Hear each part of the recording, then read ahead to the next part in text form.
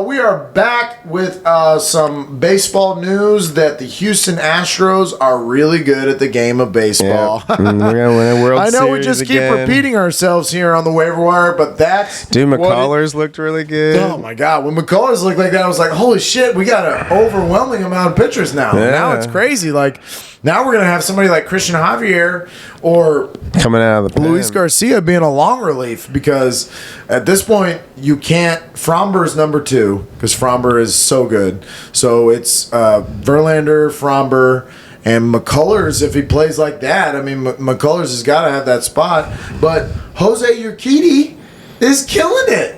There's no way that you don't have Jose Urquidy in a 4-person rotation. Like, there's no way. And, oh, by the way, Luis Garcia is one of our young guns that has played really well. He played good last year in the playoffs, but he might end up as a long reliever as number 5. So, yeah. Man, we are – and, dude, I didn't realize this because I am kind of down on our bullpen a lot of time. I'm like, oh, I fucking hate Ryan Stanek and Matone and shit like that.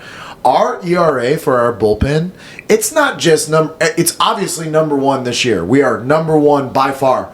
It's over the last 80 years, we're one of the top 5 bullpen ERAs in the last 80 years, going back to the fucking 30s, and it's they had bullpens in the 30s. Oh, I thought the starters, but they didn't use exactly 18 innings. That's why a lot of those teams that are on that list are from a long, long time ago, because the bullpen, if they did have one, like one dude, they came out and they came out once a week. They were like, "Hey, we need you." He's like, "Oh shit, for real? Okay, yeah."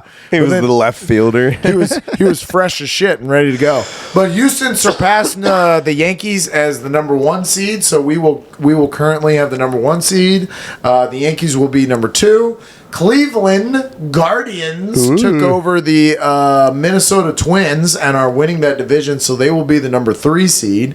And then your wild card teams right now are the Seattle Mariners, the Tampa Bay Rays, and the Toronto Blue Jays. And then, crazily enough, from that same division, Baltimore, the Baltimore Orioles are only a game and a half back. How stacked is the AL East? Yeah. Holy shit! Boston's the only one that's not. They're only 5 games back. They're only 5 games back. So that entire division is not a bad teams at all. And Toronto and Tampa Bay probably will be the ones that make it, because they probably should hold off the Orioles. I'm just guessing. But yeah, the Chicago White Sox, actually, that we just lost to last night in a fucking terrible. We were tied in the 8th inning, and we gave up a couple of runs in the 8th from our reliever Montero. So I guess that goes against my little bullpen thing that I just said. But yeah, we lost that game last night. But we're so far ahead in our division. We're so far ahead that I feel like we're kind of like.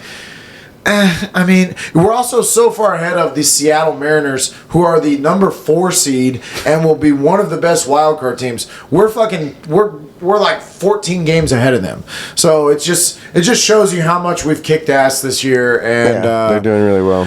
The AL I think is all but settled. I really don't believe in 3 through 6. I don't believe that they'll be able to beat the Astros or the Yankees. I think that ALCS is set up, so I think the AL is actually pretty locked in. But the NL, I don't feel the same way.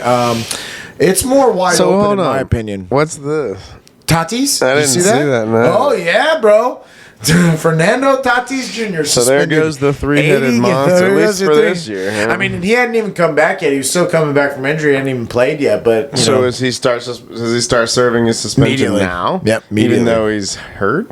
Well, but he was rehabbing and he was getting ready. He was in the AAA system about to come and play. So he has been on his rehab assignment. He was here, and like a lot of people, when they take steroids, like Andy Pettitte, it's to recover. So a lot of people are saying that that's what happened, was that he took something to try to get himself back in the game. Especially probably after they made that trade for Juan Soto, he was like, I got to get back in here. I got to help them win. But yeah, San Diego, they're the number 6 seed right now, and that completely takes him out of it. But yeah, I hate the performance-enhancing drug thing, man. Let him fucking... Who gives a fuck? This guy's taking something because he wants to come back and play for his team, and we're fucking penalizing this guy for it? Get the fuck out of here. Don't you want the best teams out there? Don't you want the best? Don't you want the best versus the best? Don't you want to see this 3-headed monster baseball? Shut the fuck up. Go take a seat.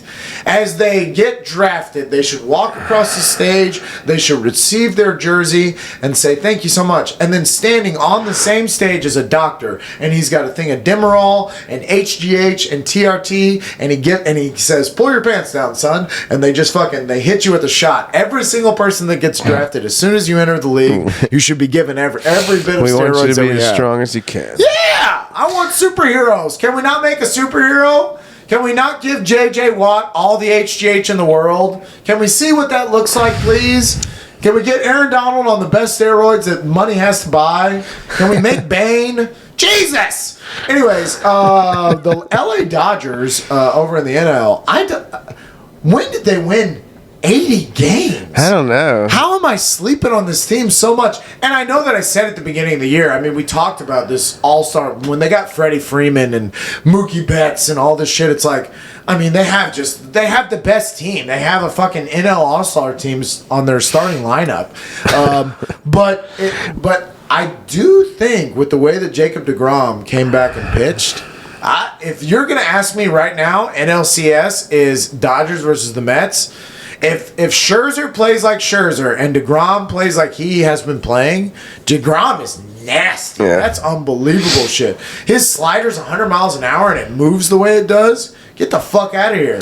He doesn't even he doesn't change his fingers from the way he throws his fastball to his slider. Really? How fucking crazy is that? Yeah. So the batter can't even see it. You don't know. The batter's like, oh, it's a fastball. That fucking thing moved across the plate. Like, it's unbelievable. And he's throwing them as fast as he's throwing his fastballs. I'm blown away by Jacob deGrom. But yeah, I think the Mets actually are coming on hot, and they're the number 2 seed. And I know that the Dodgers are the Dodgers, and I think that is all but set in the NL. However, I will say, the Cardinals are playing really well right now. The Braves are playing really well right now. And the Braves are actually not that far behind the Mets. They're 71-46, and the Mets are 75-41. So I could very much see a world where the Braves upset somebody in the playoffs. The Phillies actually have played really well, and if Tatis had come back, I would have said, you've got a 3-headed monster there with the Padres that are going to be tough. But now that Tatis is out, and the rest of the Padres lineup, it's not really anything to write home about. I'm not really. I mean, yeah, they have those 3 guys, but then after that, what do they have? Like Jerks and Profar. Like, I don't know. I'm not really blown away by the Padres. I think they'll get bounced very early on. I think the Cardinals. That's the matchup. Will be the Cardinals versus the Padres in that little wild card round. And I think the Cardinals easily take care of that. Milwaukee lost their lead, and St. Louis is now leading that division, and they are 2 games out of the wild card. So you might see Milwaukee going from winning their division for most of the year to not even making the playoffs. I don't know why they made some of the trades they did, where they traded away their star closer and things like that. Maybe they were looking at a rebuild instead of maybe they saw the Dodgers and said, there's no way we're beating that team. Let's scrap this and try again next year. But the San Francisco Giants are 5.5 games out. I didn't mention the San Francisco Giants or the Boston Red Sox because they are 5 games out of the wild card. You would assume at this point in the year that's probably an insurmountable. Yeah, that's quite a bit. Probably not going to make it. We got a month left, maybe. Yeah.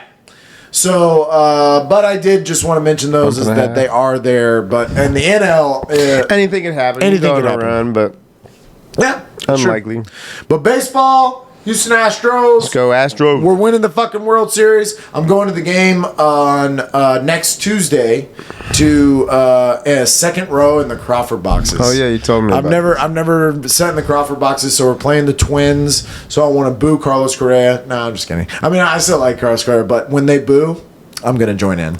Yeah, it's going to be awesome. I can't wait to go. Haven't been to a game all year, but hopefully we get the win. Hopefully I catch a home run because the Crawford box is, usually a ball hit over there. Yeah. So hopefully I'll catch a home run. But yeah, baseball, Houston Astros, suck a dick from the back.